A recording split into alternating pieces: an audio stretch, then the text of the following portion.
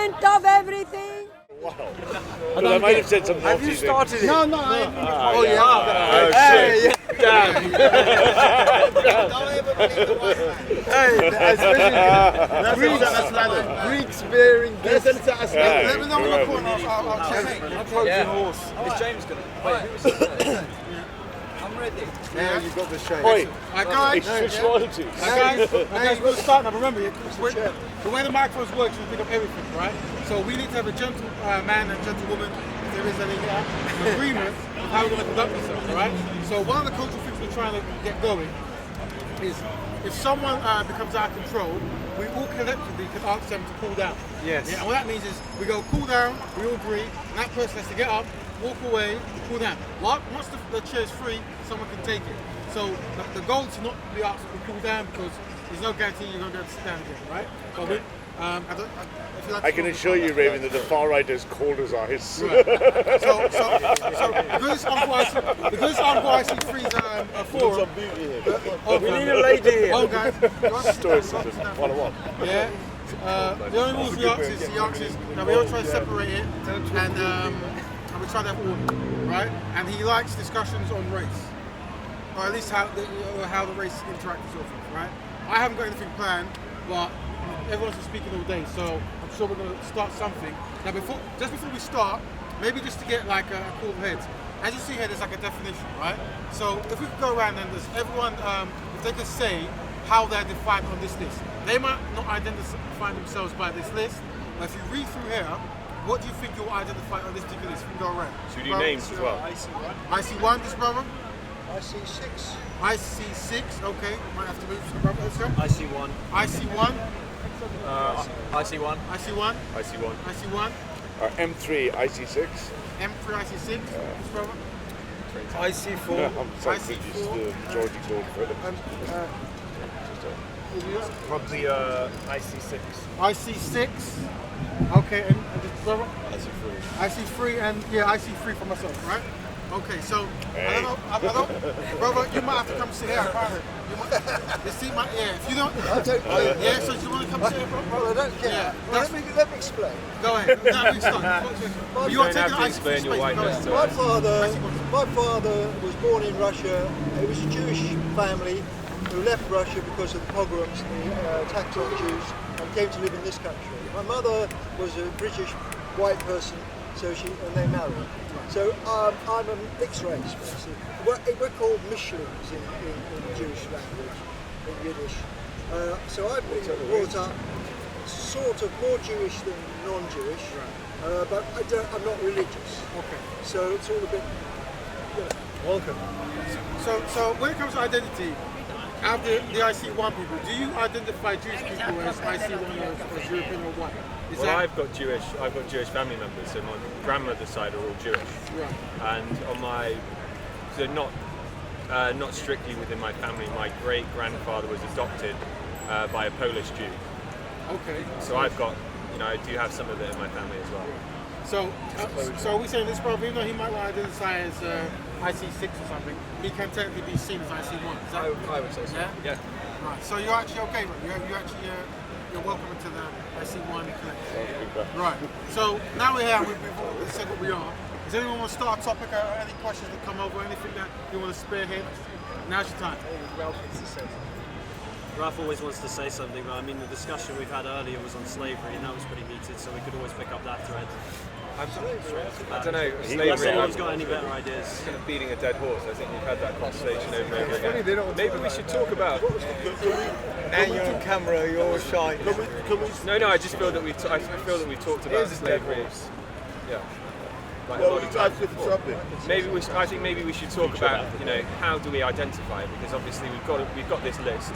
Identify. This brother, he came in for that purpose, right? Yeah. Identity. That's right. As in, the reason we came here first was something up to with Obama or something like that. Because you have things like identitarianism, identity politics that we're seeing sort of more and more prolific in society today, particularly at these times. Right. So you speak up on pit there. Okay.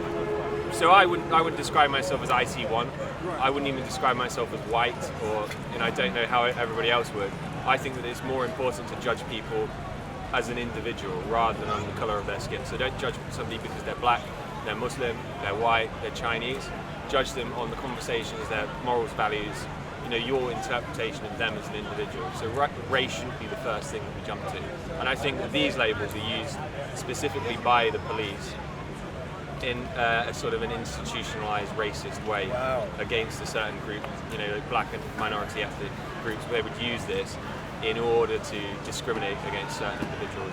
This really doesn't serve a purpose as to fight crime, in my opinion. Your opinion, right? Everyone agree with that? No. I think it's unrealistic. I think it's unrealistic for us to not acknowledge each other's ethnicity when we come into contact with each other. Like the brother was saying a minute ago, it's not always blatant when you meet somebody, like you were saying as well, like someone's background. You can't just look at someone and know what they are. But I think it is important as well for context and understanding and communication that we do acknowledge each other's ethnicity. Yeah. So I can add an interesting point, right? So there's a very interesting gene in the human body called the 5-HTP-LPR gene. It's the strongest correlate to whether a human being is individualistic or collective. When you plot the countries of the world and ethnicities against this gene, in the top right you see all the Scandi white people who are fundamentally twice as more individualistic than non-whites. So it comes no surprise to me that a white person says, I'm going to look at things in an individualist fashion, and a black person says, hey, I can't deny collectivism, because Asians, browns and black people are more collectivist than white people. So when you say identity, I'm not surprised that I see statistically in a sample size of 3, right, that this should be the case. I don't agree with that. I mean, I've learned about this gene, which I don't know about now. I can't even believe the gene. Collectivism is a cultural idea, and individualism is a cultural idea. For instance, I'll take this example of this country. When I was young, collectivism was almost the norm. People looked after each other, people looked after other people's children.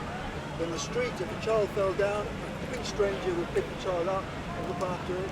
It was quite normal for collectivism. And the miners, for instance, and the working class in general, were very collectivist.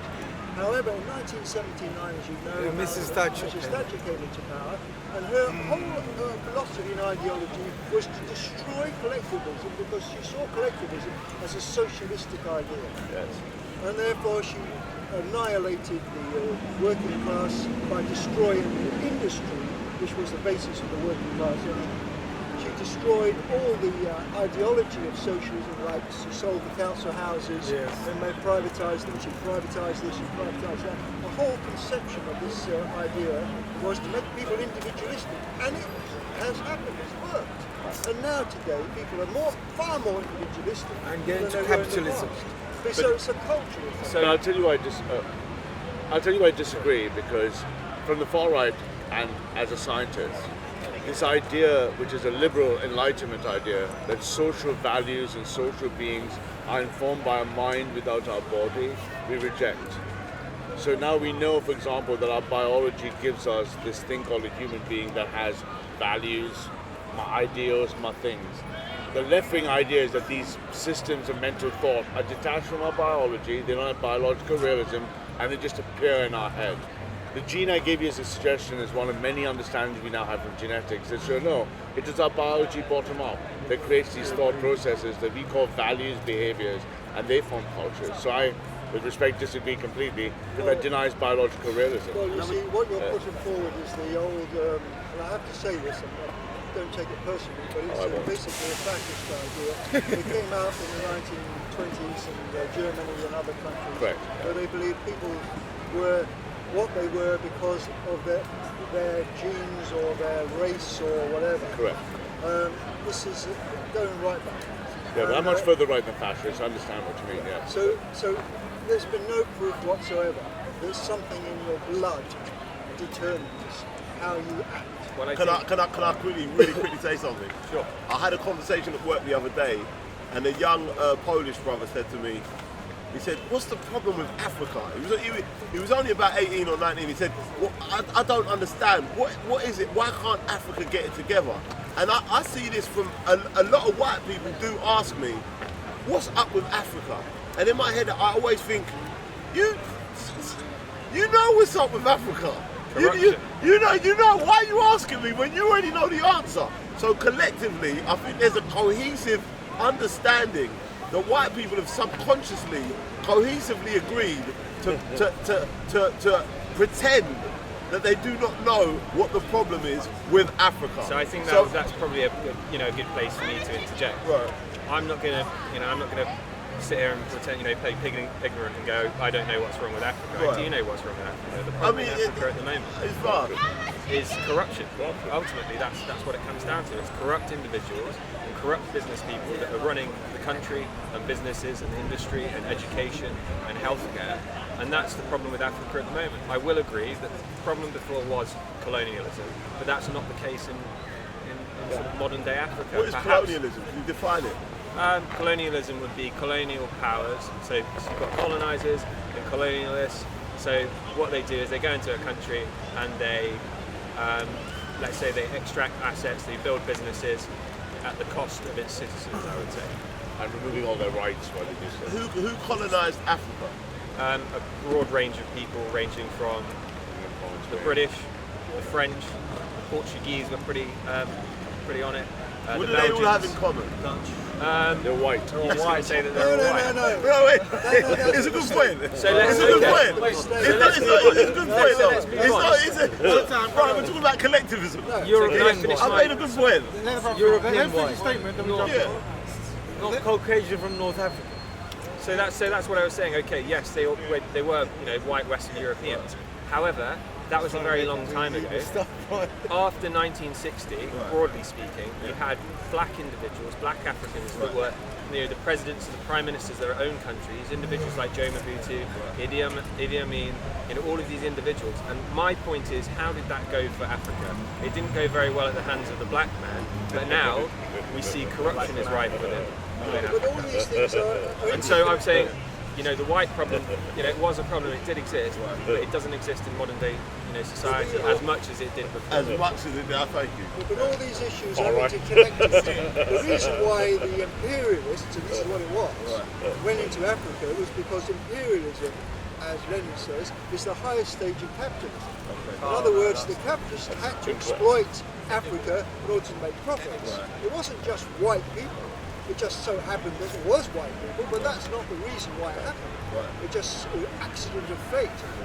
I would dispute the accident of fate point. I mean, if you look at the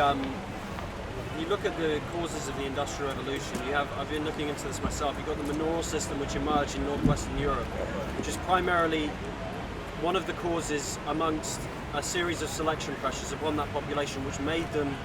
And this is going back to individualism as well. It made them more individualistic. It made them, the manorial system basically, Ralph, maybe you can help me out with this. It was a system of land ownership.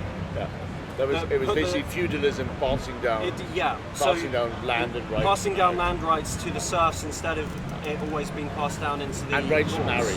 Say again? And rights to marry down the social hierarchy. Right, exactly. So that led to a more individualistic lifestyle in the West and led to the Industrial Revolution, led to capitalist powers, then imperial, then going on to the period of exploration and colonialism, which we saw throughout history. So I would dispute the fact that it was all a series of accidents. It was actively a process that Europe went through, starting with in discussing collectivism, and to say that white people are more individualistic than other races. I'm not sure if that's completely unfounded. Well, I think for that's an interesting point, because you talked about collectivism and socialism and individualism, which is a tenet of liberalism and conservatism.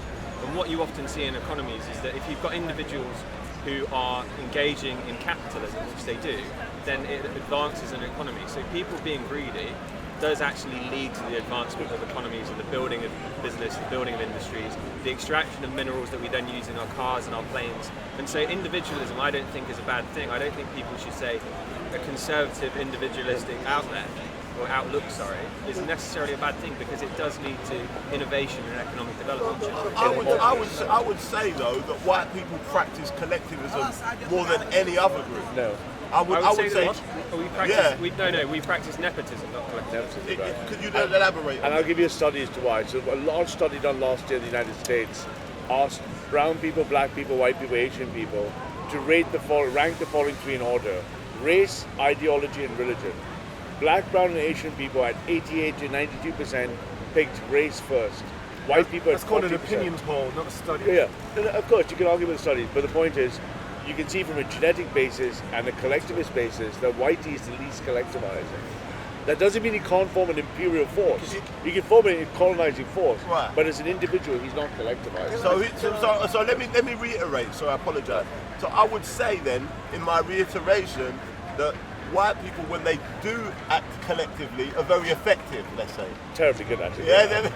Yeah, they seem to be better at it than other groups. But Can we agree on that? Yeah, the reason being is, So I wanted to touch on, because you asked me about nepotism, the difference between nepotism and collectivism.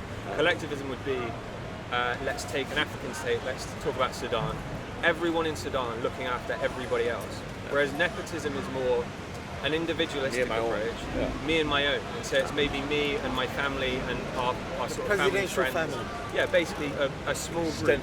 And then what you have then is that you've got a class system ensues normally, and then you have an elite, you have a middle class, you have a working class, and then a lower class, and you have that sort of structure that appears from that. And the reason that you don't seem to have that in collectivist societies is because you don't have a small group of individuals who are looking to advance business and industry.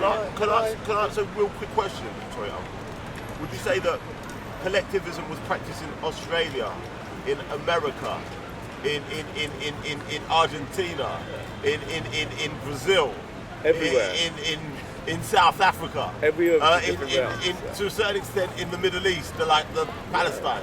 Would you say that collectivism has been practiced there, and it's been quite colloquially one group of people? No, I don't think that was the case at all in America. First of all, America was entirely individualistic. It was about people coming from wherever Western Europe, wherever they were in the world, and going to a country on the premise that they could start a new life and advance themselves in whatever they wanted to do. So it really was about individuals and their families. It was about starting a new life. It wasn't about building a country. It wasn't about great. It was a choice. It was about escaping serfdom and owning land in another country for yourself.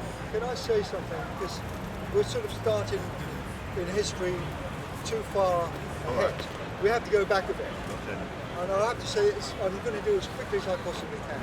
No, don't go too far back. No, well, don't go back to Africa. Go far enough back that the white man is culpable. A Marxist would say this. We have sorry, can are you a Marxist? Yeah. Okay. So we have a society in the world which is human beings have been given. Can I say? Sorry. Human beings have been on this world, in this earth, for about, from a conservative estimate, is 250,000 years. Some people say even a million. But for the sake of argument, say 250,000 years. Right. But 240 odd of those years, now they were lived in communalistic, collective societies, hunter-gatherers, and they started off, as we all know, in Africa. Segregation, right. In Africa. Yes, Uncle. Now, human beings spread from Africa into the rest of the world. The development of human beings is determined by necessity. Necessity is the mother of invention. Now, in Africa, as we all know, there's a lot of sun, there's a lot of food being grown, it's easy to live without too much trouble. Yeah. But when you go north, you come up against cold weather. Right. And when you have cold weather, you have to invent things to deal with that situation. So society developed at a faster rate in the northern part of the hemisphere than it did in the south, or in Africa's south. It started off still as a communalistic society, but around about 13,000 years ago, the agricultural revolution occurred, which happened. The hunter-gatherers stayed in one place because of the weather, and started to grow things and started to use animals for food, etc., etc. The agricultural revolution was the beginning of history itself. And history then developed, as a Marxist would tell you, from an agricultural tribal society into a slave society, into a feudal society, into a capitalist society. Now in Britain, it so happens, and this is what I mean by accident, it so happens the very, very first bourgeois capitalist revolution occurred in 1648 with the Cromwellian Republican Revolution. And because of that, Britain was far ahead of all other countries because of the productive forces were increased by an enormous amount because of the progressive ideas of capitalist production, which was a good thing at the time. Right.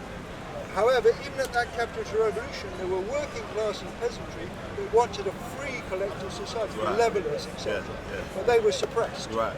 But capitalism started, if you like, in Britain, but then spread into Germany and Europe in general. So this is why it just so happens that those countries were white because of the lack of sun. You're right. So that's why capitalism started. Capitalism developed in a more advanced form, as Lenin said, imperialism. And imperialism then decided to exploit the rest of the world to increase profitability, and they went into Africa, and they went into Australia, etc., etc. I mean, can I just quickly say something, really quickly? Have you noticed that what you said was remarkable, Uncle, absolutely amazing, I totally agree with what you said. Also, will you notice that the curriculum only speaks about certain things, the sound bites we get in history. They don't talk about the Vikings that were one of the biggest slave traders. They don't talk about the Eastern Europeans being heavily enslaved. They don't talk about the Asians being heavily enslaved all over the world as well. About the Arabs? It's sort of like, the Arabs were also enslaved by Africans at some point. Yeah. So we get sound bites of history, sort of like there's some sort of agenda. Would you say that there's a collectivized agenda when it comes to curriculum in the British and maybe even wider academic environment? Yeah, because education is really, I could use the word brainwashing. Education is there to get the people, the young people, to become part of a capitalist system. And therefore it's completely it's directed to that very reason. It's not there to educate people for the sake of education.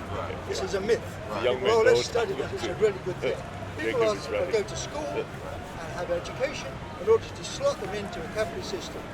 And that's what it's all about. But the state of a capitalist system of education will brainwash children into thinking in ways which are useful for the capitalist class and not for the working class. Only so from a Marxist. History, for instance, totally biased. Right. Totally biased. Right. All the subjects taught under a capitalist system are directed to maintain capitalism both ideologically, socially and economically. Jacob, do you want to Unless you want to make a very quick point. I was just going to make a very quick point. I've been through higher education, college and university. I felt totally unprepared for a capitalist society when I was, so maybe I missed the entire point of it. Maybe I missed it too. Yeah, of course it's studied. And my own point, just in a quick brief response to that, everything he has said is framed within a Marxist narrative. Yes. Everything is pretty good capital, and it's incorrect. That's obvious. Others being incorrect. Marxism is scientific method of analysis of society. It's the only one, it's the only method that works. So may I respond to... And prior to 1848 and the publication of the Communist Manifesto, none of those thoughts would have had any legitimacy. Now we know 150 years is later they're debunked. No, that's not the case. Every single one of Marx's predictions. Marx analysed the capitalist system. Correct, So can we keep on the Incorrect. So let's keep on the So just regarding your subject point, of education. so the first thing I wanted to dispute is the quote from, or the quotation from Lenin that capitalism is, or imperialism is the highest form of capitalism. I think Lenin's completely wrong there, as he was about many things. We've read the book. We've read the pamphlet. Lenin could have had. Sorry? We've read the pamphlet. Statement. No, Imperialism, the highest state of capitalism. no, but you quoted him. Well, that's Lenin's book. That's Yeah, I know, but I'm saying I don't know how you can say that. But just if you come back on that later. But just because you mentioned But education. perhaps you don't want. I mean, I don't know if you want Marxism to derail the entire initiative. Yeah. I'll deal with this. Oh, sorry. Yeah. I'll- No. I mean, in your time. You're saying that the education system is framed to sort of kind of just brainwash young people into capitalism, but I don't see how this can really be the case. I mean, I've just come out of secondary school, okay, and the sort of Marxist bias, or the leftist bias at least, is just is obvious. I don't think I don't see how you can think that it's possibly a capitalistic system. I mean, the socialistic regimes in history are not taught with the same kind of, exactly, with the same scrutiny as something like Nazi Germany. there's a sort of an obvious bias in the narrative. Multiculturalism is good, and sort of left-wing politics tend to be the more sort of sensible. There is, I think, you quite rightly said that there is an agenda being taught in schools. It's certainly not from a capitalist bias. I think it actually censors out a lot of stuff from history that would make British children feel proud to be British. If, for example, we don't get taught about some of the, perhaps some of the good that the British Empire did. The great things about the Empire. Well, exactly. And there is, I think it is it is inherently Marxist to teach that this group of people are bad, this group of people are to blame, and that's what we do see in the system. So I'm interested in maybe breaking down how the education system is capitalistic, because I don't see it. Without being too into Marxism. We can do Marxism. I don't want to divert. Was there a question? It's a bit late now. I was just going to say that this guy brought up North America or the United States as a good example of individualism, but you might have shot yourself in the foot. You've never seen so many people gather around European descendants to take over native lands ever. The genocide of this American continent. How many people is died? Probably a murder. It's probably higher than any other. How many? Give me I don't know. Who knows? So you don't know. Who knows? Do you have any range? Exactly. Well, why don't you give You're asking me a question which you know there's no answer. I'm sorry. I'll be civil. So let me just say, if you claim how is it an genocide, then I'd like individualist to thing figure if it's out. huge? Yeah, but no one can. Some things ain't known, bro. Is it genocide relative? Oh, trust me, bro. It's up there, bro. It's two continents. Up there, bro. Think about it. It's two continents. I agree, but isn't genocide relative to the numbers of the people? So, for example, if there's 10,000 people and you kill 7,000 of them, that's genocide, right? Genocide isn't about a particular amount. If there's 500 and you kill 300 of them, it's genocide. So don't you think that's it doesn't matter. European Christians the New World? But I was talking about individualism, which is what the United States was built upon. It was about individual autonomy, classic liberalism. Do you see how collectivism worked with it? No, you're right. You don't see it at So all. you're right. You're absolutely right. He's right. 1791, the United States was claimed for free white men under principles of individualism. Individualism for free white men. Problem we're having is the It's United informing States law. is not the same as America. Guys, Bro, you best believe Native Americans had no part of it. One second. The Native Americans had no parts of it. Hold on, guys. Let me speak, you can speak. If we all speak at once. You heard of Daniel and Cobb? Brother. No, I don't know the brother's name. Go on. The thing is, Let him go. It's going to let's focus. If we all speak at the same time, even happen and so forth, it all gets mixed and we don't have awareness, it's separate. And that whole looks terrible. So remember, let's try to make it so. Say a thing you can jump in. I'm sorry. So I want to point out that it wasn't all whitey when it came to the genocide, right? There was heavy intertribal conflict between the Native Americans. They were collectivists as well. They never had exposure, for instance, to horses. And sometimes they would trade beaver pelts, which is why the beaver's nearly extinct, by the way, for horses. And they would use those horses to leave their lands, to go settle tribal disputes on the other side where they couldn't get to previously. So, I'd hate to use this term, but whitewashing history and saying that it was all the white men who wiped out Native Americans. That's fine. What does that have to do with what I said? I'm just highlighting a caveat that you missed out. You have to go back. Caveat that I missed out. I wasn't even No, talking you're about right. that. He's right. How is it a caveat? It's not even relevant. He said that America was based on individuals. Now, on paper, I guess it was. However, It is still is. may I make a request? Direct it towards everyone, not me. Then. Can I have a request? About America. Let it happen, then you can jump off. America was part of the British Empire originally. Right. And Britain at that time was, although ostensibly a capitalist country, had a great amount of feudal influence. The King George was still quite powerful, and the aristocracy was still quite powerful. Yeah. So when they went in to colonize America, they came across the tribal system of what they call the Indians, and we now know the indigenous population, who were a tribal society, not a cooperative. Tribal. Hunter-gatherers, they were tribal, so therefore there will be a certain amount of conflict. However, there was quite a lot of cooperation as well. But when the British came to America, they colonized it as an imperial power.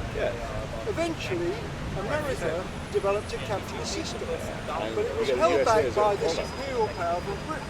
So they had a revolution.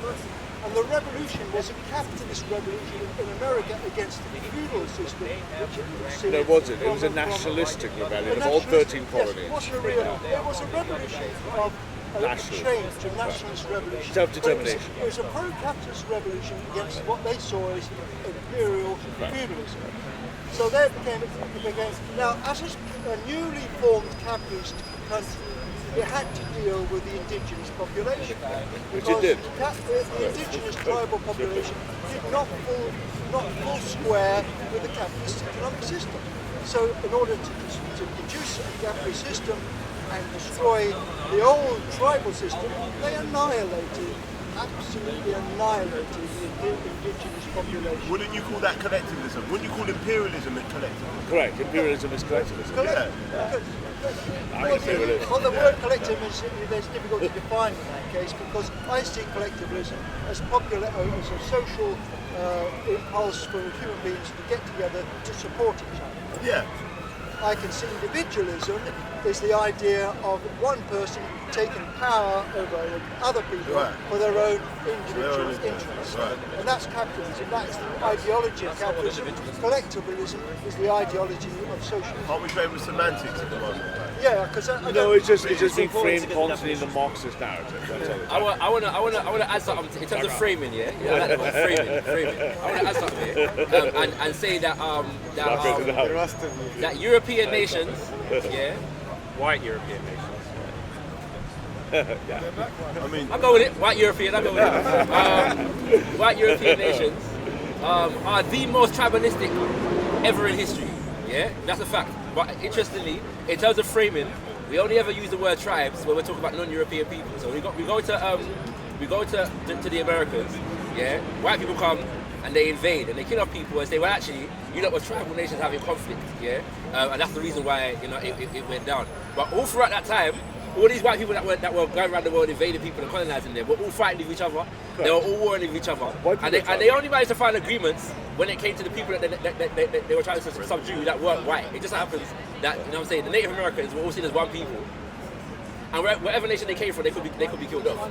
Yeah, that's just the reality. So, but the French and the English were fighting, the British and the French were fighting. You know what I'm saying? Sorry, I mean the British and the Spanish and the Portuguese, they all fought, yeah, for these things. That's tribalism. Not only that, there was tribalism right here in the UK, yeah, and it still continues to this day. Britain, the UK is a tribalistic nation. I can agree with you. Hold on. But nobody can come around here. When it comes to Western democracy, however, they see themselves as one, and nobody can come and infringe, yeah, even from other European nations like Russia, yeah, can come and infringe on the European tribes when they're warring with each other. And if Russia comes into a European tribe, even just to affect the election like it supposedly did in America, the whole of Western Europe comes together and say, well, actually, this Russian people, can I agree with you on a quick point?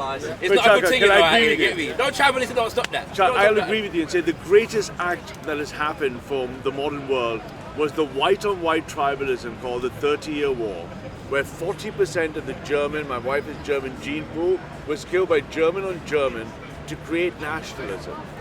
We had no nation state in the idea of self-determination. This is 1800s, right? Yeah, it's 1800s. Before that, right? And from that you got the first six nations. The first six nations. White tribalism still occurred, but it gave birth to the superior structure of that. That was used to imperialize the rest of the world, but it was white-on-white tribalism that created the gift we know today, which is modern nationalism, right? Saying tribe look after you. Right, but so can I because what you were talking about. It was the point. Hail the Germans. You're missing the point because you're using the word tribalism incorrectly. Okay, correct me then. Because tribalism is an economic system which occurred 13,000 years ago. It still exists in some parts of the country. You're missing my point. No, you're using the word to describe fighting. No. I understand what I'm saying. I am saying that if the term tribalism is applicable to the native peoples of the Americas, then it's also applicable to the white people of Europe. Correct. What's the difference? Because there's an economic change. There's a difference. What's the difference? Tribalism in America was tribalism. Yes. Not slavery, or feudalism, or capitalism. It's tribes. Tribalism. in Europe, Yes. in fact, Europe has almost always been collectivist, not tribal at all. It's a different economic You're not system. understanding. But I think you're the missing point, my so But it's- I think the point that you were trying to make. This is like- the I'm saying, well, let me speak and I'll come back. Let's speak and I'll come So I back. think that the point you were trying to make, sort of going back to the original point that you made, that you said within, white Western European countries, there was Yeah. infighting between, Yeah. tribes. I think what he means when he's talking about tribes, he's talking about families Yes. and certain No, I groups. understand. And that loops back to what I was talking about nepotism and how looking after your own. That certainly is a characteristic of, Western society, Western culture. But the good thing about that is that when you have infighting between groups, it creates competition, and competition is good. Competition is good for business. Competition leads to advancement of society and innovation. And so the nepotism that exists of looking after yourself and your own Yeah. in Western society, particularly in British society, you see that quite a lot. Yes. It actually works well for an economy. You do have some people who lose out because of it, but in a meritocratic way, everybody has the opportunity to. He doesn't like that because he's a socialist. But in a meritocratic way, everybody has the opportunity to go out and make something of themselves and then look after their own clan, I guess would be a good word. And there's one line to address this point, but cut to the chase. White supremacy of imperial structures defeated the native tribes, and the end result is the United States of America. So, And that's a right, good thing. sucks to be a Native American, Yeah. right? Okay. But that's what created the United States. Now, I want the United Thank States. God for I white want the United people's States for capacity to Congo. murder. I want the United States for I want to have the Botswana. United States. Right? That's what I want. No, but that's number one. Right? I just want to say though, Like, the gentleman raised an interesting point. What you're missing is the fact that I am challenging this entire concept of tribe, right? As it comes about, because I believe that it is a colonial concept. That is European people defining other people. So when we speak about European people, we don't. The word tribes is not used even in relation to the different people that make up. For example, the United Kingdom, the Celts, and the various people that came here that were not necessarily British when the German descendants came over here, the Normans and whatever, right? The kind of things there. My point is that within the Eurocentric narrative, non-white peoples are described as tribes. What is the difference between the peoples of the Americas, who could easily be defined by nations, but are defined as tribes, Because they were and tribes. the European nations who went over there, who are defined as nations, are not defined as tribes? Because I told you the answer. Because in the 30-year war, before the 30-year war, there was no word nation.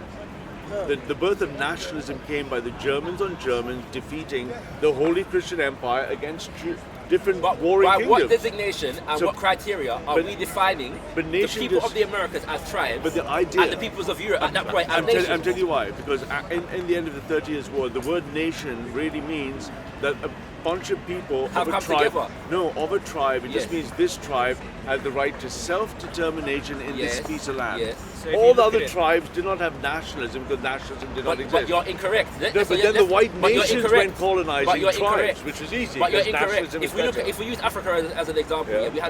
there was a concept of people call it in English now today empires, and most of the empires in Africa were effectively made up of different groups of people that came together and formed a national identity. So can I say Not it's a a nation two-tier? state. Not a It's a nation two-tier. state. No, not a nation state. You're No very correct. self-determination. But nation and nation state are not synonymous. But it's No, a but- two-tier they're system. synonymous. If you look at it, We're all one of the national. issues I would say is that in Africa, you look at tribalism. I would say that Africans are tribalistic from what I've read. Based on what I've read, they're not nationalistic. From white people. But they're not nationalistic. Just in the model. But you're Would you agree with incorrect. that? But They're brown, not white, nationalistic. yellow. So explain to me the difference between tribalism and nationalism. So nationalism is coming together as a nation. Yes. Let's look at it in a hierarchical way. Right. So nationalism comes on top. Yes. And then as a subsect of that, you then have tribalism. Right. And you need the two to work congruently Right, let's together give you an example. in order for it to work The Yoruba effectively. people, of West Africa, one of the largest groups in West Africa, they operated as a group of people. Who is to Tribally. say that they're not a nation? Because again, it's very easy. The definition technically of a nation is the people have declared. Let me give you an example about African tribes. The tribe has declared that we have the right to self-determine our people in this land. That's what nation means. So you're making nations synonymous with That is the technical definition of nationalism. But it's not. That's the point I'm trying to make. It is. Nationalism can exist, across borders. No, nationalism is just these people saying, like us saying we form a nation in this corner and we, this nation, have self-determined, But I am saying that, let's say the Yoruba people, have a land that they call their own. That's the nation state. That is the definition. That is the 30-year war.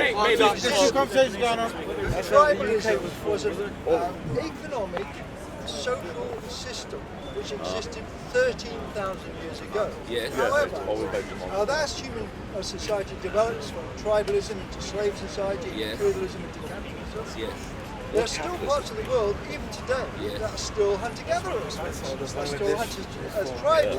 There's still feudal society. There's still elements of old systems existing right now.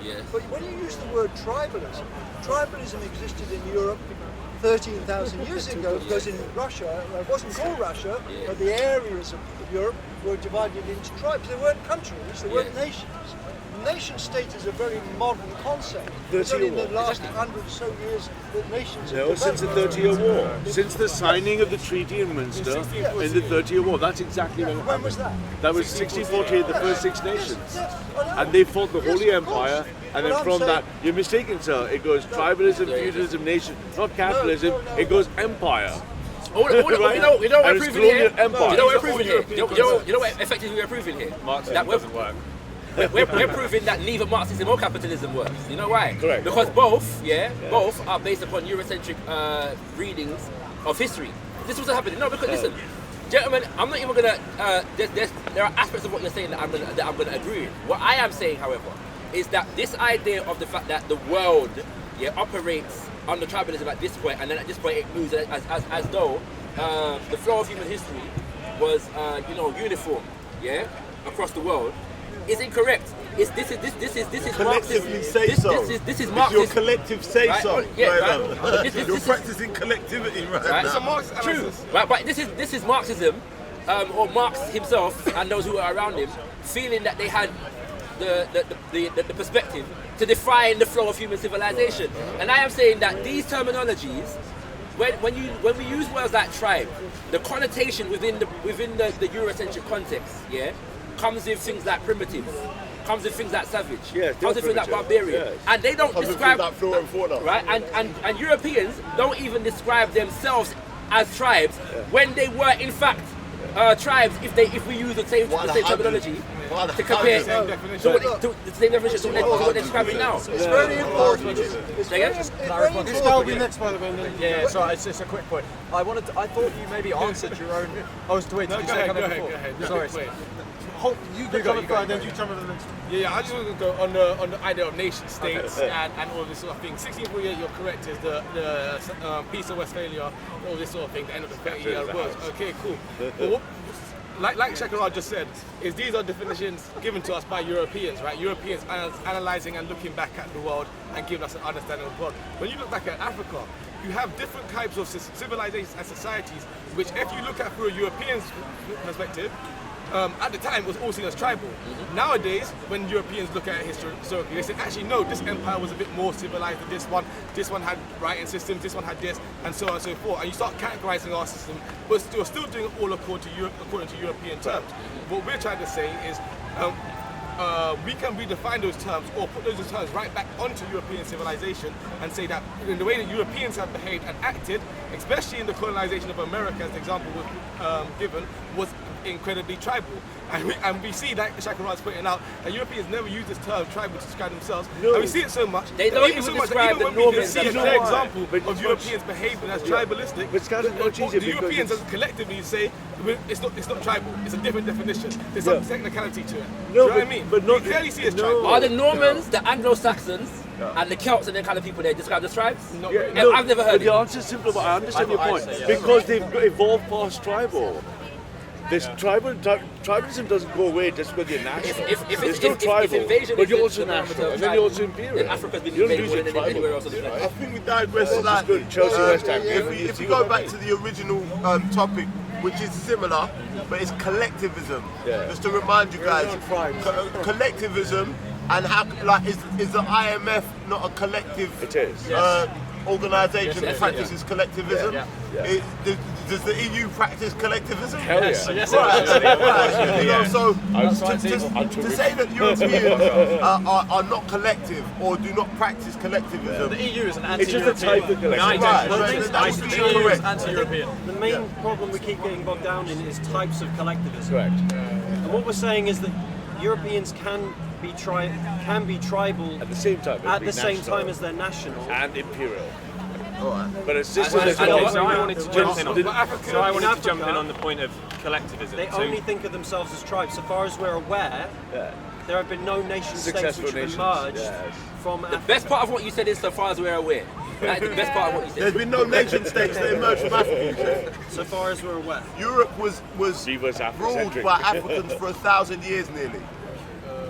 In a nation state. Incidentally, in Spain. which is what brought Europe out the Dark Ages. But we were talking about, Yeah. we're talking about collectivism and You said it's capitalism. That was No, under right. the It depends. Right, so- I'm because I going to say this though. right? I'm going to say this though, yeah.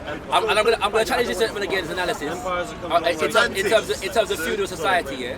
Because we have to consider again when it comes to one of the things that Marx got fundamentally wrong is that in Europe the feudal society was fundamentally based around the idea that the crown Collectivism. owned land, yeah, and controlled the land, which was the primary resource, yeah, of the nation itself, yeah. Whereas in traditional African societies, the concept of royalty owning land doesn't manifest in the same way. Collective ownership of land was a defining feature. And that didn't work out too well for Africa. Pre-colonial African society. That model what hasn't what worked didn't out work well. out for Africa was white people. That's what didn't work out. That model. That's the reality. You know what I'm saying? That's not really worked out well. We were quite far collectively owning our land. And Whitey.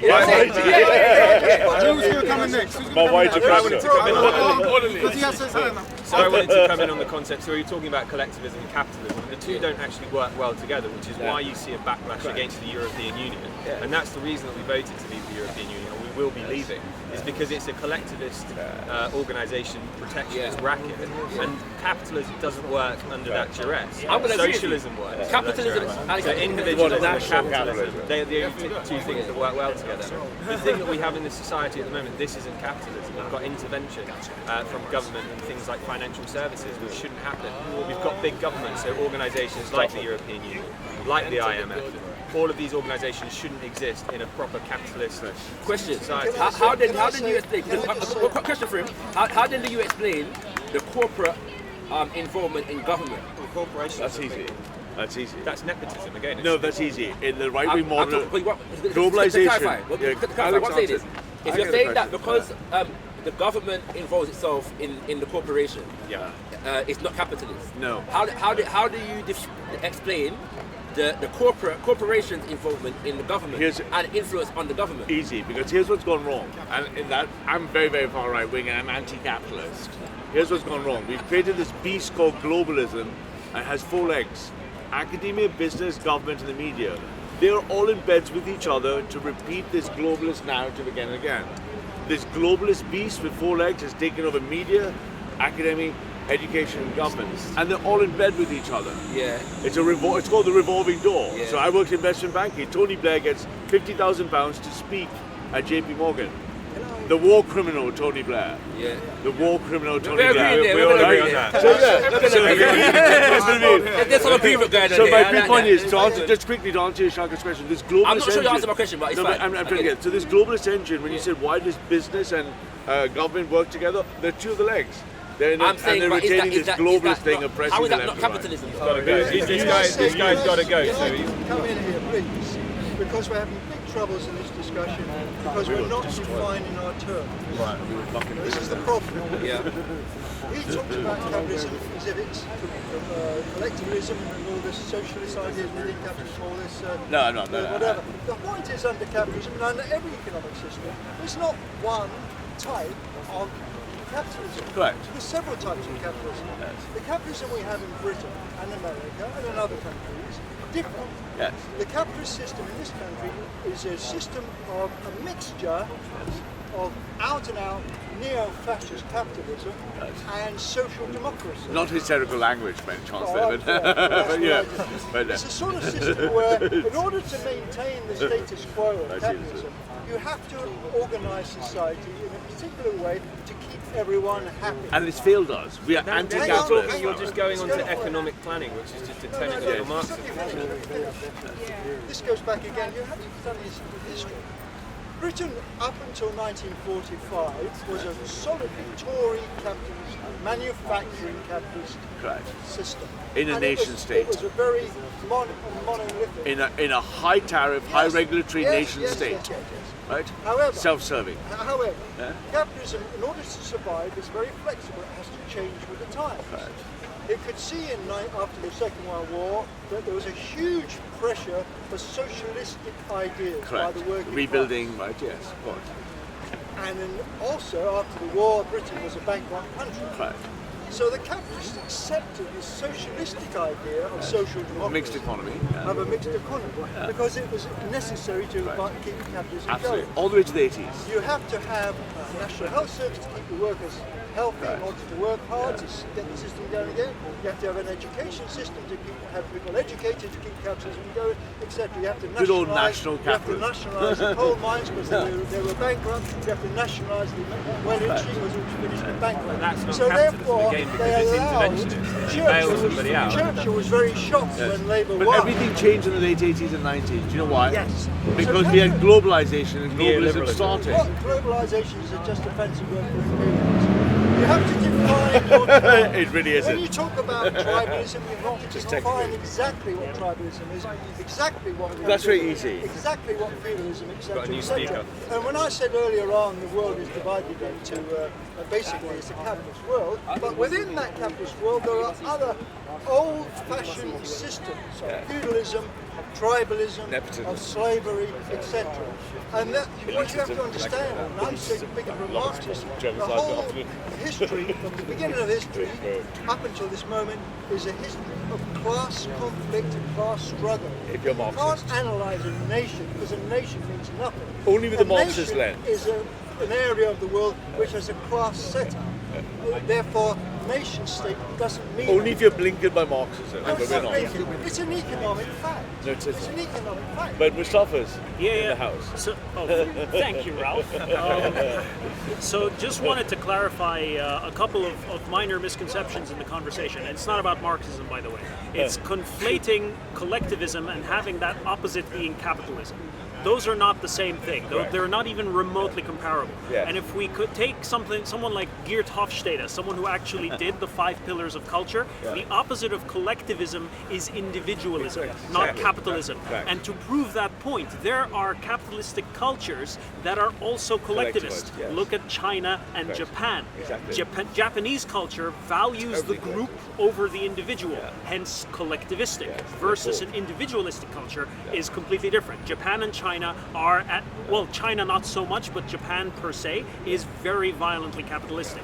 And how does that translate into tribalism?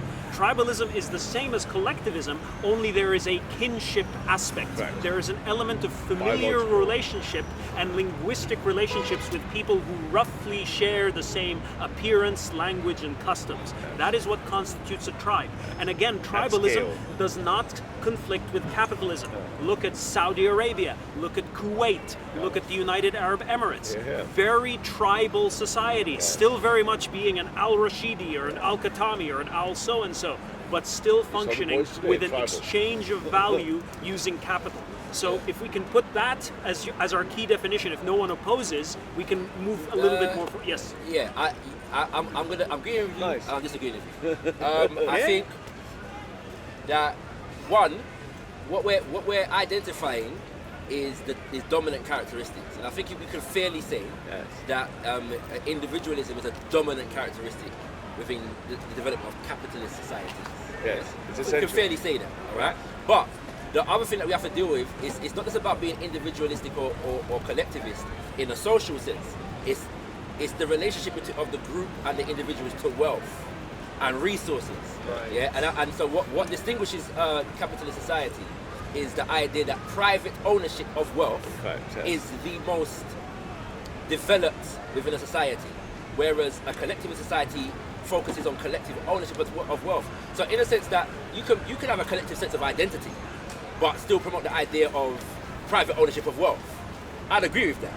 But then when we're promoting collective ownership of resources and wealth, that's when collectivism takes on a more explicitly economic manifestation. Which you were talking about in terms of the nation state, which I think is something that we touched on. No, the nation state's interesting, and you guys did mention about the Treaty of Munster and Westphalia. Yeah. But it isn't interesting. Is like, how is a nation different from a corporation? If we make it much smaller, is a corporation a collection of individuals or a collectivistic entity? In a capitalist society, there is no difference. No, there's a big difference. You Sorry, cannot define a nation of people without biological Sorry realism. to cut in really quickly. You're just playing with semantics. What we originally were discussing was, do white people practice collectivism? Nice. Not enough, but we're working on changing that. 1 minute. Now you guys are just running around and all justifying. Yeah, bro, different the answer, statements. short answer is not enough, but we're improving that day by day, man. I mean, what I've seen here is amazing. You've cohesively practiced collectivism, right? Improving it day by And day. completely led us out of the It is the original prime topic. objective of We're the very right. good. That's one thing we're very good at doing. Amazing. Definitely. I sat here thinking this is just amazing. White people are good at it. I know, totally. It's evident that white people are very good at practicing collectivism, and they can do it without even this. Cut to the chase. Whitey's been best at it. Right. Ralph, you were saying that He's been trained Ralph, you were saying white people don't practice collectivism. No, I would say everyone over here is a hardcore collectivist. People who might not think so. And you know, You can be an individualist. just to reiterate on what I'm saying with collectivism, I think that it's important for us to look at the colonial past of what white people have successfully done, good and bad, because we've got to be balanced, good and bad, in terms of colonialism on the globe. Yeah. And we can say at times collectivism was practiced in colonial times, and we can say that there was wars also that took place amongst white people Let's whilst be honest. collectivism And colonization is the was- best thing that happened to was- Africa and India. was The taken, best thing. was taken. It really is. Bro, work with me here. Raven's face. You want to say the good and the bad, the best thing that has ever happened. I can prove it to you right now, easily. I'll just reiterate. I'll actually repeat what I said last time. I couldn't believe it. There was an 18-year-old Polish guy that said to me at work, Yaya, what is wrong with Africa? And I give him this look like, are you seriously asking me that question? And many white people have asked me this question, and every time I give them this look like, are you serious? And it's like, I feel like you collectively know the answer, but you seem to always ask me this question. That's exactly my point. Why are you assuming bad faith? Why is it bad? Why are you assuming he already knows? Right, because everybody knows what the problem is with assuming Africa. He may be ignorant. Your assumption is that he's just asking a stupid question. I think it's white people always ask me this question, always. Definitely. I agree with that. Maybe they're trying to point you The somewhere. conversations that we have, that I've had even in the circle certain times, it's something I'll be like, I would definitely assume bad faith. You know why? Because that question normally comes with arguments like tribalism. And for example, within an African context, I'll give you an example. In terms of Africans defining their own reality and our own reality, for example, a man like Kwame Nkrumah actually defines a distinction between tribe and tribalism. Right? Do you know what I'm saying? Absolutely. And then even further now, there are others who are saying, well, actually, the concept of tribe is actually a European imposition. No. We never describe ourselves, we never describe ourselves as tribe prior to European contact. You know what I'm saying? You've actually raised because this you point didn't know how. before. I remember. Right? You raised Right. it before. And so that's a second point. But the point is that when we talk about the mass underdevelopment of Africa, it is a commonly known fact that the underdevelopment of Africa was facilitated by the colonialism of Europe. Wrong. Fact. Wrong. Yes? Not a fact. This is a fact. Not a fact. Europeans know this. Sorry. Europeans know this, But it's, and the way we talk about osmosis before, So but what's happening is, You know what I mean? Europe, the European society has kind of inculcated the generations of Europeans since the colonial period to find justification, excuse, mitigation, and deflection from the crimes that were committed by Europeans in Africa during that period. Only the left, not us in the right. There are these ready-made, rebuttals and excuses. They tell you tribalism, and what's Africa doing for itself, and Africa's 54 countries, and Africa's into slavery, and it all comes out. The bad knowing white man that the wealth, knowing to say all the same profit. I've had this conversation many times. Knowing that the wealth of Europe today is fundamentally based upon the enslavement of African people and the colonization of the African continent. Without the resources, without the enslavement of African people, the Industrial Revolution would not have been possible. The Industrial Revolution allowed it to happen.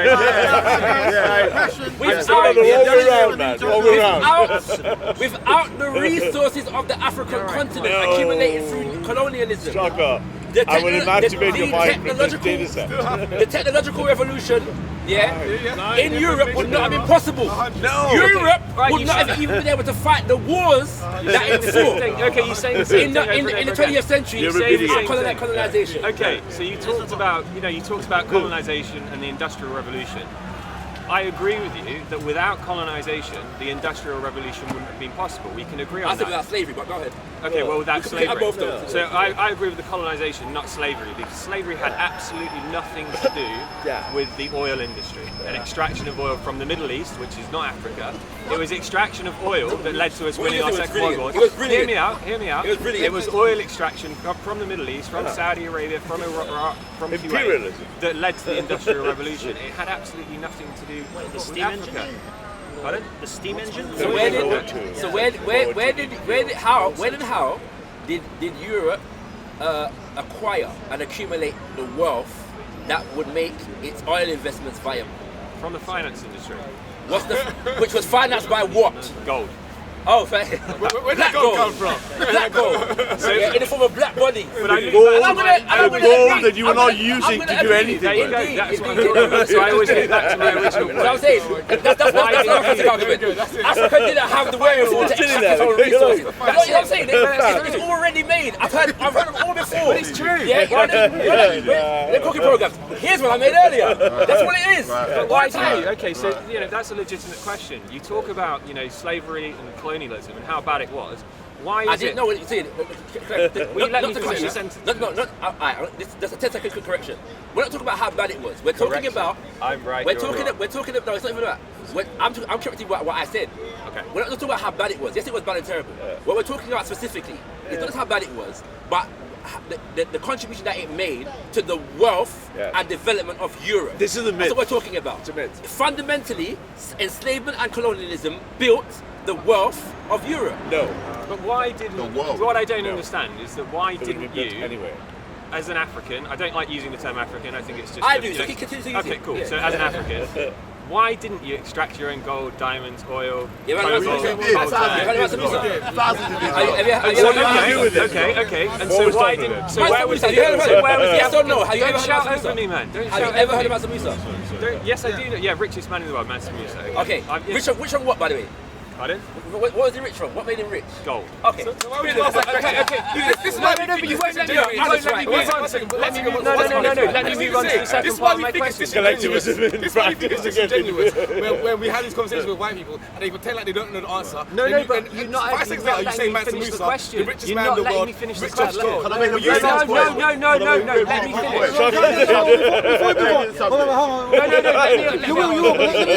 Let me make one thing clear, right? Because the way we divide it, basically, if one person from this side talks, the next person from this side, back and forth, right? Okay, so Ray, will you ask these guys to let me finish my question, so we can agree on the fact that you did extract things like gold. So my question to you, because you say that the Industrial Revolution, which was funded by wealth that was extracted from Africa, led to the success of Western Europe, which I will agree with you on. why is it that if you were extracting your own gold, where was the African Industrial Revolution? Why didn't you innovate and invest in yourselves? Why wasn't there an African Industrial Revolution before there was a Western European one? This is like asking. Sorry, I'm going to come back to that question. It's a very important question.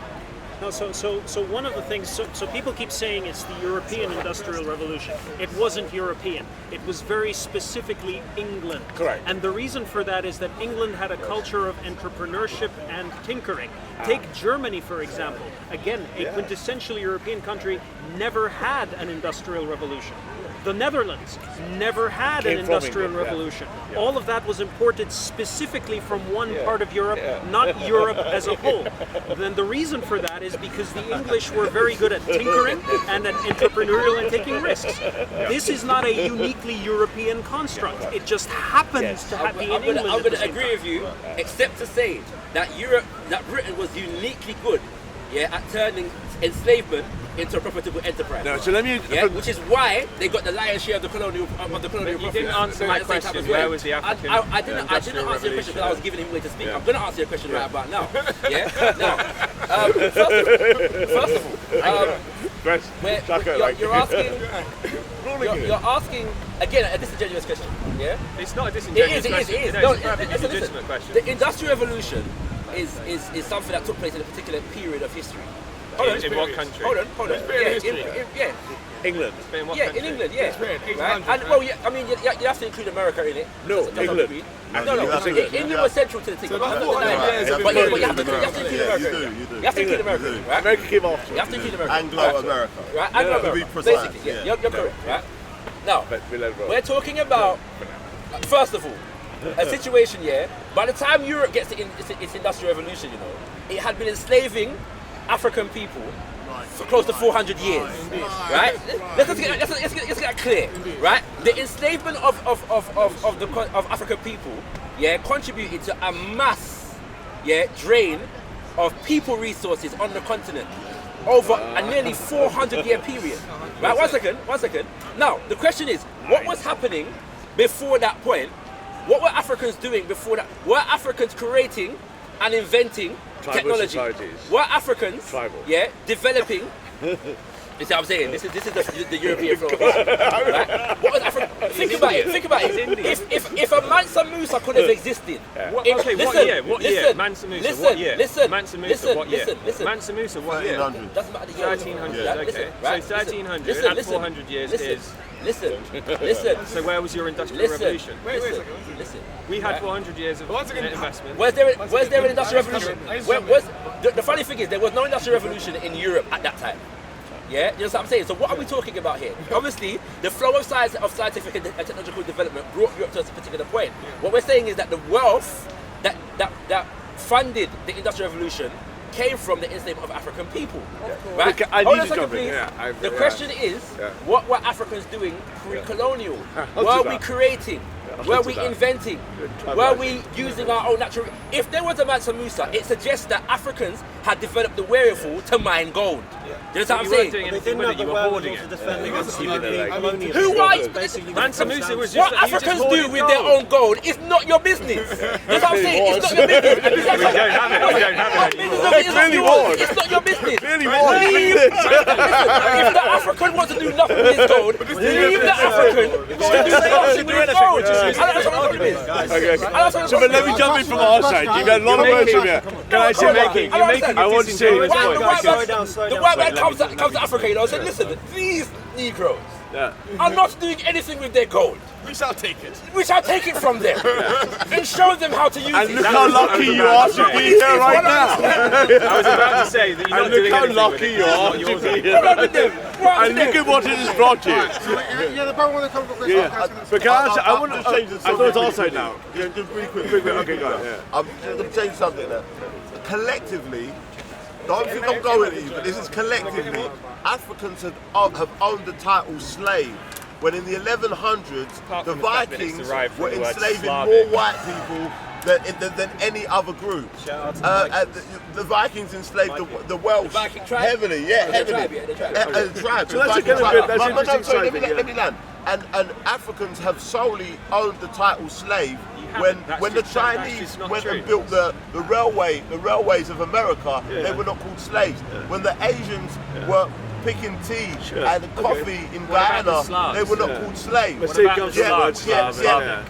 When the Irish were enslaved, what about the Slavs? in the Caribbean, they were not called slaves. What about the Slavs, as in Slavic? Oh, the Slav. Okay, I'll give you that. I'll give you the Slav. I'll give you Slav, but that's another language, right? No, that's etymology.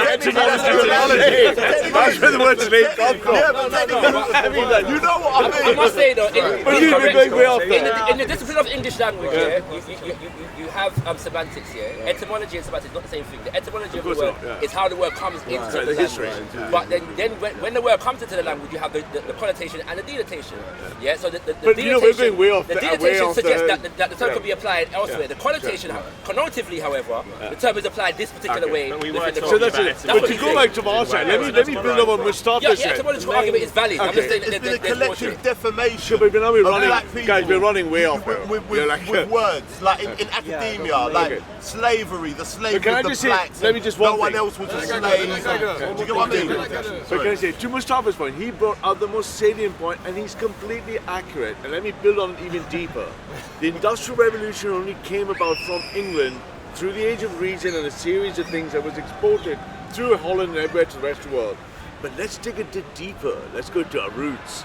Why the fuck did it happen in England and nowhere else? Why did it not happen in Norway? Why did it not happen in Germany? And if you look at it, and James said early on in the day, one of the most important things happened for about 800 years. From about the 12th century, 11th century, when people say the Dark Ages, they don't know what that means. It doesn't mean something went bad and Europe was black. It meant we had no written history. That's all it means. And in that cages, the manorial system from the aristocracy bred downwards through the classes and kept killing the bottom 20% of the gene pool. If you look at the data then across England, across Italy, across France, all the way to Russia, white society started killing off the violent bottom half and mating downwards from the aristocracy. That allowed these people to create this precious thing, this land, this realm. Did you say killing off the violent bottom half? Yeah, and all of them done it. I'll show you all the studies. You can see it sounds like a contradiction to me. It sounds like I'm not saying that. Sorry, somebody from this side had to speak. Somebody over there. What have I done? Once I give white people though, I need to white man is really I've sat here for a while and I've observed the conversation going back and forth, and the main contention. You can't sit on that side, bro. This side seems to be. I'll probably be gone by then. The main contention we seem to be having is why Africa had the wherewithal to minus gold, right? Why did Africa not have the wherewithal to repel English colonialism or European colonialism? That's my question. Good question. And that is the fundamental question, which I think I was going to say, possibly the gun is a massive implicator there, and I think that's got to do with the British. I don't like the situation. Sorry, I don't like the situation. I don't like the situation at all. oh yeah. And to be fair, I think I'm going to perhaps. Enemy infiltrated. You go with this Black Hawk down. I think possibly it comes down to psychology and mentality, and maybe psychology and mentality. With what Ralph had to say in terms about killing off the violent bottom half, the violent top half, killing off the violent bottom half, right?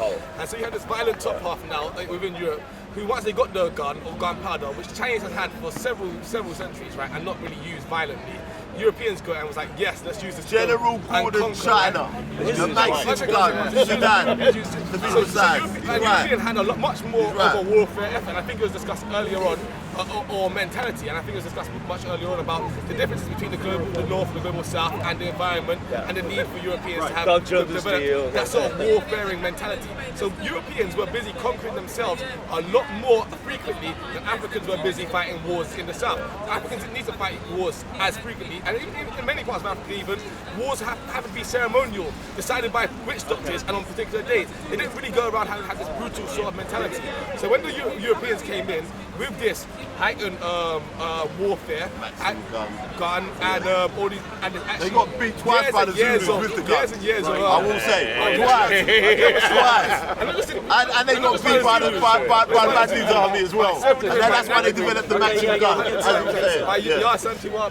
Several different African tribes and nations and groups were able to repel and defend themselves against Europeans for very long periods of time. However, as time went on, Europeans were able to sustain their attack and develop technology off the back of the gains they were getting off the coast. Because the Europeans didn't move directly inland, right? They set up fortifications on the coast, took resources from those countries, not just from Africa, by the way, taking resources from India, from China, and all over the place in order to develop this wealth. So that's probably the reason why Africans didn't have this. So your argument is guns, therefore Africa didn't have I think my argument was a lot more than that, to be fair, but if that's what you got from it, the thing that I'm going to talk about in response to that is Europeans were not adapted to an African environment. Can we agree on that? Europeans were not adapted to an African environment. So when they arrived, to my knowledge, it wasn't just they arrived, they turned up, and they were able to instantly enslave everyone because they weren't adapted to the environment. They had no idea where they were. To my knowledge, there was tribal warfare in Africa, and there were peoples who had enslaved. There were tribes who had enslaved others, and they knew how to get those slaves to European boats. And who are we killing? So it wasn't a purely European effort. We didn't just go into the jungle with guns and win James, who are they killing African history? The Bantu people were the most successful African colonizers of other Africans. No war. They colonized other Africans. That's it, really. The Bantu, the Congo, the Africans storming the gun as well is not the be-all and end-all of warfare. At the time of the European expansion, as a side point, I was going to mention this earlier. And you can look this up, right? Daniel M. Cobb, I took some lectures from him, right? He studied the Americans, and he pointed out that a Native American with a bow and arrow was not as effective was more effective a fighter than a European with a gun for a very long time. The musket. What you said was for a very long time. Now, and this is the thing. This is the key thing. People act like Europeans just walked into Africa and just ran over the thing. No, there was resistance the whole time. It took quite a while, for it to be successful. So let's not. But if you get persistent invasions over a while, and whilst all that's going on, Europeans are improving the weaponry and so on and so forth. So there are narratives, even where the so-called Maroons are concerned, even in the Americans, even when we were transported over, we were resisting. And what shifted the balance was when these Europeans got more deep into the weaponry thing, and the you don't see any African drones. The machine gun was invented, and we never had no defense for it. But the other fact, I'm not sure if you mentioned it, so forgive me if I'm repeating, is that the European invasion was not the first invasion into Africa. Africa was also disempowered by other invasions prior to it, and so there are fractures among us that facilitated certain things. You know what I'm saying? So it's a complex dynamic. But the fact of the matter is, no amount of division, no amount of problems in Africa, is justification for anybody to come in there and decide, let me enslave these people and traffic them across the waters, and make money for 400 years. There's no excuse for that. No justification. We had a lot of Africans that were very forthcoming to the Europeans, just like the Native Americans, and would sell their own people to the Africans in high number. I will say that. I will definitely say. I have to say that. No, but there is another dimension, is that if you look at European history on its own, without looking at enslavement, the European continent has been the site of more wars in history than just about anywhere in the world. And to make matters worse, the European continent isn't that large. You're talking about a lot of people with a lot of differences at each other's throats for millennia. So and if you look at the technology of the Middle Ages, people say the Middle Ages was shit. Look at the armor. Look at the siege weaponry that was developed in that time. It was pretty sophisticated stuff. But when you look at, say, the Akans, the Bantu, the Egyptians, the Ubuntu peoples, distance alone makes it very hard to be at each other's throats that whole point in time. And I come from Egypt. Egypt was a pretty warlike culture in the time. How much space do you think they're going to take with such a tiny population? Not that much. With bronze swords and iron, it's not going to go too far. But if you're talking about the continent of Africa could swallow Europe, and there'd still be a lot of space left. Yeah, So the fact that so the European thing shouldn't be ignored, because you're talking about a culture, a society that was bred to be warlike and adaptive, and you're spot on. It's like look, when they landed, of course they have no idea what's going on. They're coming. This disease, there's natural barriers going on. But Europeans are known for being adaptive. They're the only culture that have learned to adapt again and again and again. But the intent was almost always malicious. The intent was never malicious. Yes, the intent was almost always. You were doing so good at these You felt right into exactly what I was going to say. Because your entire contention is that Europeans warred with one another for centuries, developed armour for centuries, purely to enslave Africans. That's all we that's ever not wanted what I'm to saying. say. There was never a war in the name of God. That's not what I'm saying. No, before that. Literally all we ever That's a straw man. Sorry, that's a straw man. That is that's a straw man. The intent was never, we're here specifically to enslave, but we are here to get as much opportunity as we can find. And if it's slavery, if it's material, then so be it. We're good at this stuff. It's not about we're here to enslave, it's like what are the opportunities that are in front of us? Right. To this day. Come on. Post-traumatic slave disorder. We've enslaved our Africans too. Order. Let's have some parliamentary order. Order. From what I remember, the term the British Empire was coined in the late 1500s by a guy named John Dee, who was a courtier to Elizabeth I. My point. Sir, can you speak up? Sure. The point I want to make is that the British Empire was an outgrowth of the Renaissance, first of all, the rebirth of art and culture into Europe, and then the Enlightenment. That from there, agricultural, and then the British the Industrial Revolution, right? And I think what actually happened, if you look at the wealth and the industrial prowess that went on in this time, much of it happened because we were creating, smelting different alloys. A lot of the raw material things actually came from around Europe into India and so on. It's not necessarily because the white man came down into Africa and started really pillaging. Lots of those guys were privateers. We talk about De Beers, diamond trades, Cecil Rhodes, and all these corporations, money makers who multinational. We take a ton of money from Africa. The actual revolution and all of the technological progress, you see a lot of the innovation, it happened in despite what a lot of evil white men did in Africa. And so on. And obviously you get a lot of the American explosion with a lot of human resources taken slaves to Africa and so on. I believe certainly that the revolution would have taken place had, despite slavery. Like that. And, Europe was well on its way to going through that revolution. You know what I mean? A lot of the stuff we had, the things that we were creating, these metals, a lot of the raw materials existed already around Europe and into India and so on. What raw materials? I'm not saying that the Industrial Revolution couldn't have happened without colonization or slavery in the way it did. I'm saying that the fact that slavery did happen and the finances that were made from that, we cannot turn a blind eye and ignore the fact that when it comes to industrialism, both in the United States of America and in the UK, a huge part of that would have been and was for a fact financed by the proceeds of ill-gotten gains from pillaging and taking of our nations. Not to say, let's be fair, right? During the empire, Britain's economy was really a colonial economy. Much of its wealth and its finance came directly from its colonies. So to ignore the massive wealth that sugar had, right, and we know how expensive sugar was, and we know how sugar was made during that period of time, to ignore that and pretend that wasn't a factor in the building of European industrialism is just basically ignorance. No one's denying that. Two things, two products. We say sugar and cotton alone. No one's denying that the empire got this and won using sugar and cotton alone. Okay, tobacco too. I agree. It's a source of pride. The argument we can mention is rubber. Yeah, there would have been no automobile revolution. But I think the crosstalk in here Europe. is, you think this is something we should be apologising But two places that were central to it were Liberia and we're Congo. making points. That's a fact. We're making points. Yeah, there is no rubber like revolution in the way that it existed.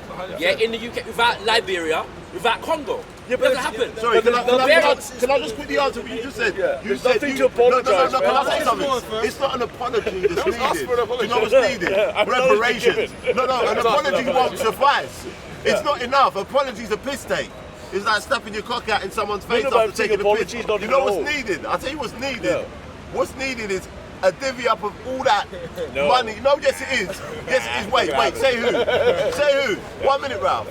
Ralph, tell you what. Ralph, I'm being far right now. Wait, I 1 want you minute. to be far right. I'm being far right. No, you're not.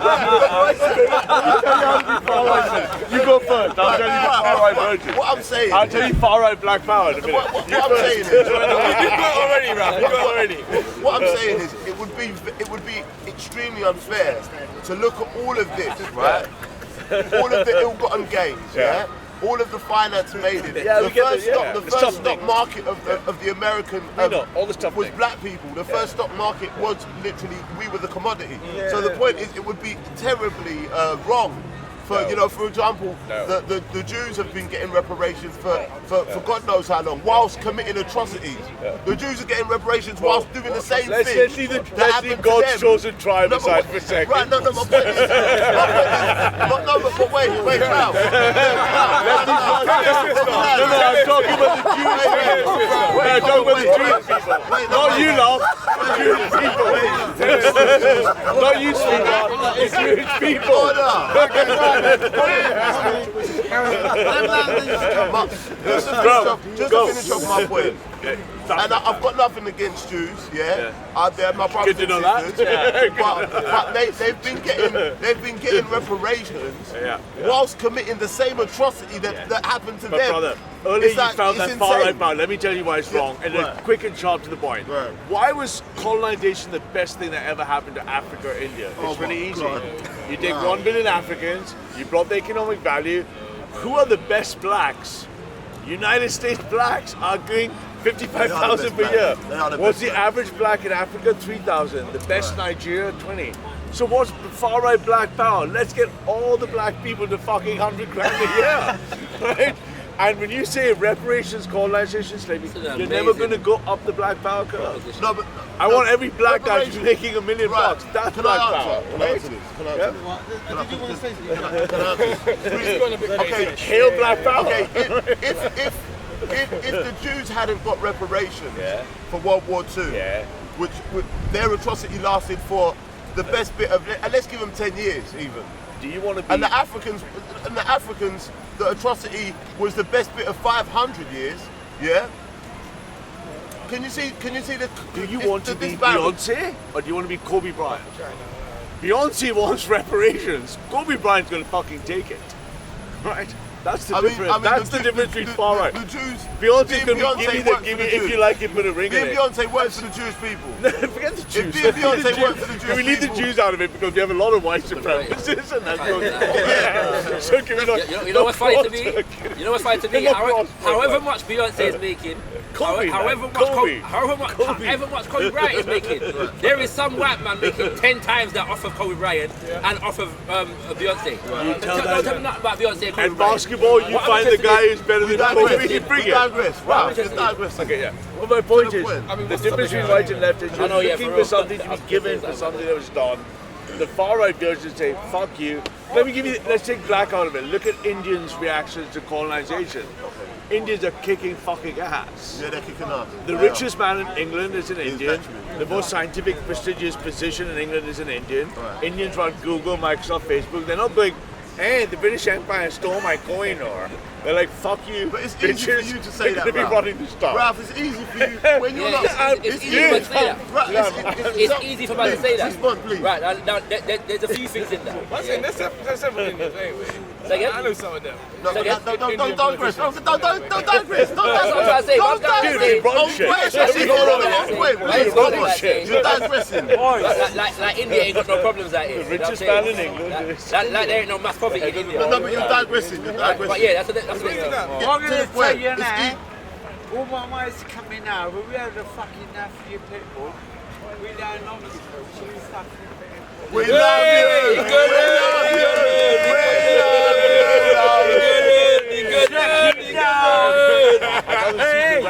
Hey, yo. That's his girl. It's easy to say, but it's not true. Let's go. Come to your party. Yeah, we're good. No problem. At this point, we're doing reverse PR damage. Bruv, as I was saying, bruv, it's very. No, yeah. What I want to say, right, is that there are a few things. There are a few things in that, yeah. The first thing is, Sorry, man, there are no more seats. the first thing is, yeah, one has to look at the relationship. Let's just use Britain as an example, because Britain colonized India, Okay, yeah, and it colonized significant aspects of Africa. Was the relationship between Britain and India? Indians and their own Listen. The same as the relationship between Britain and Ghana, Britain and Nigeria, Every story is different. and South Africa post in the post-colonial period. Yeah, that's one question. The first question is, prior to the colonial period, what was the relationship like between Britain and India? So Different to the relationship. let me tell you the between short Britain- version. Hold on. Short version of In- Indian Another way of putting it, my last sentence, I'll let you come in. Another way of putting it was the colonization of India preceded by 400 years of enslavement, But not and enslavement, kidnapping, let me tell you the and answer. pillaging, and destabilization. Let me tell you the answer from the Indian far I right. just want to add on quickly to his point, just before you come in. yeah. Because there's a politician called Sashi Perot, you might know him. Yeah, of course, He speaks quite about this often. He speaks about British colonialism. he's a and how lefty. Britain, He's excellent. and, He's a and how lefty Britain fucking comes to cunt. India as one of the richest nations in the world per capita and leaves it as one of the poorest nations in the world per capita. Yeah. So this idea that colonization was good for even India, it has to really be challenged.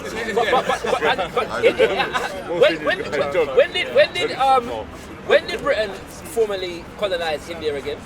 I can't remember, Raj. What's The East, so let me give you the short version. At the height of the British, you talk about black slavery. No. I'll ask a question. Let me answer this way. When did Britain colonize India? Let me answer the story this way, in a very quick way. At the height of the empire, you're talking about black slavery, 55,000 white Englishmen ruled 500 million people. You know, answer my And they- question. No, hang on a second. So of the 400 years from this forming of the East India Trading Company, Yes. they provided about 60% of the wealth of the empire. Yes. The Indians were... Repeat what you just said. Yeah, about Repeat what you just 60% of the wealth of the empire came from the East India Trading Company. Okay. That created So why most did you of the- challenge me earlier when I said that over Britain came from Hear me out the story, yeah. So what did the Indians do after independence? Did they sit back going, you've got me Kohinoor diamond, for 400 years you gave us the railways, fuck my country up. What is the far-right Indian response? The ultra-far-right Indians, Yes. I mean, I'm talking about the crazy 1480s, they want to kill every white person just for revenge. That's right. But they're not important. Congratulations. The real Indian far-right, says, no, we're going to take over shit and win. Yeah, okay. We're going to beat Whitey at his own game. Yes. So the richest man in this town is Indian, in the country. You ever heard of Dambati? No. Now, a black man can look at that and say, he has only two options. Yes. Hey, shit, did these guys sell out? Yes. And someone not do their thing and they lost their Indian I know he roots? does, he fully does. Yeah? Or can you say, fucking hell, they've shown you how to win the game? Yeah. Only black people can decide that for black people. Exactly. That's the best thing you said all day. That is the best thing you said all day. That is the best thing you said all day. Okay. Now you said Now the it. question becomes, Ralph, when you get over it's that only point, downhill from here. who do you want to copy? It's only downhill from here. Who do you want to copy? Alright? Who do you want to copy? That is the best thing you said. No better than that. You want to copy the guys who are number one? The more you carry on Indians having run these Google, discussions, Facebook. whilst we're having this discussion, right, Yeah. you're missing the point in African history where they should and could be developing and trying to repel the Chinese. Because that's what's going on right now. It's the second round. I mean, different argument. I'll tell you what. Go. Would you think us arguing here is stopping us somehow? Somebody noticing. Noticing what China's doing. All right, I'll tell you what. Don't notice what China's doing. I'll tell you what. You're going home and making your countries awesome and defending against the Chinese. Beautiful. I'll tell you what. And we're giving you the formula. I've got a brilliant suggestion. I've got a brilliant suggestion. We back me up against the British industries as well, though. Exactly. I've got a brilliant suggestion. Before we get the Chinese first, will you back me up against, that's Anglo-American dining companies? I'm Scandinavian. I got no English DNA. Okay. So we can talk about Norwegian and the Scandinavian mining companies mining for copper in Zambia. What about them? Wherever it is. So, you didn't catch that, no? That's what I'm saying. So you people, right? You focus on Britain and the rest of Europe, yeah, in Africa, and the exploitation that's going on, and that will give us more time to focus on China. Trust me. How about that? Trust me. Does that make sense? If we leave you, if we've got some good white people over here that say, you know what, we're going to campaign our government and our corporations to stop exploiting the resources of Africa. And we're going to make sure that we hold our government to account. That will give us more time I want corporations to stop exploiting everyone. I want corporations to stop exploiting everyone. Good, that's beautiful. I like that. Young, he's soft, he'll change his mind. Let's focus on Africa. I'm saying, I want white people over here to start a movement of British white people against the British exploitation of Africa. I'm on it. I want you to do it. Trust me, He's I want gonna to be a see leader. I will rejoice when In I see that exchange, black people should do one of two things. Either stop talking about white people or leave. Never. Come on. Because if white people say... No, I'll tell you what, Ralph. If I was black, I'd be colonizing Africa. I'll tell you what, Ralph. Man. I'd be like, I'll tell you what. Let's have an agreement, yeah? Yeah, okay. Right. You start campaigning, yeah, for white people to leave Africa. White people When I see them start doing it, I want to save the boys. When I see them start doing it, I'll start talking about white people. I promise. Okay. I promise. How's that sound? Can we agree on that? The game is... Can we agree on that? The game is you get whitey out first. Can we agree on that, Ralph? Can we agree on it? I think I would give all 5 million white South African boys... You're not answering my question, Ralph. I'm disappointed. Yes, disappointed. I'm totally game. I'm going, yes. You're for it, yeah? Yeah. So when you start doing it and I start seeing them leaving, I'll stop talking about white people. I promise. No, look. I promise. It's not realistic. I have a feeling. Look. I'm being very serious. 30 years, Let me say something. Ralph, let me say something, guys. It's not realistic that human beings do not trade with each other. It's not realistic. One minute. It's not realistic that we do not work together. You got to understand. You got to understand human history. Trading, holidays. We're always going to trade with each other. We're always going to work together. It's just creating smoother transitions of trade. That's what it's about. And less war, more better trade. And the first thing you do is by cleaning up African corruption in Africa by Africans from here. Naturally. We're focusing on Africa. You guys are going to focus on Europeans and some We are very focused on England. Can I say this is not an attack on white people? This is not an attack on white people. Wait 1 minute. This is not an attack on white people. This is a conversation about collectivism and whether white people use group collectivism, which you said they don't. No, I said they do that. You did it now. We established that already. Right. No, it's genetically one chip. The group white collective is Right. imperial. Right. It's level 3. And I will, So tribalism can't beat nationalism. Can't beat national racialism. apart from King Leopold. I mean, apart from King Leopold, apart from what's the other guy? Belgians of the Congo. You know, apart from Rhodes, apart from Rhodes, apart from King Leopold, and a few other rogue characters. You know, there was parts of colonialism. Believe me, I've heard where there was smoother operations going on, and also, slavery hasn't been taught in its entirety. Yeah? Black people have been left with the stain of we were the only people that were if I took you for a holiday to India with me and we went around all the schools, you won't tell any of the Indians talking about, white man did me over. They'll be talking about, how do I get into MIT? That's actually for real. Talk about white man all the time, man. You have to lose the mentality. He's a good Indian too. He's a good Indian brother. I went to university with his nephew. Is it? Chile. Shall we? You know, popular opinion, before we go, popular opinion would have it that there weren't any smooth periods in colonialism. There never is. Yeah, no. I have to say that people must remember that it would have been impossible for Europeans to land on the African continent and enslave the number of black people that they enslaved without black people actually enslaving themselves. Yeah, there was all the problems. There was a worldwide slave trade, and the Europeans were the biggest slave traders of themselves. People don't talk about this. You know, people, the Welsh were enslaved before in we Morocco. leave, people talk about white nationalism, and we say it in the 14 words, right? We must secure the existence of English people in the future. But I would say we must secure the future of African power.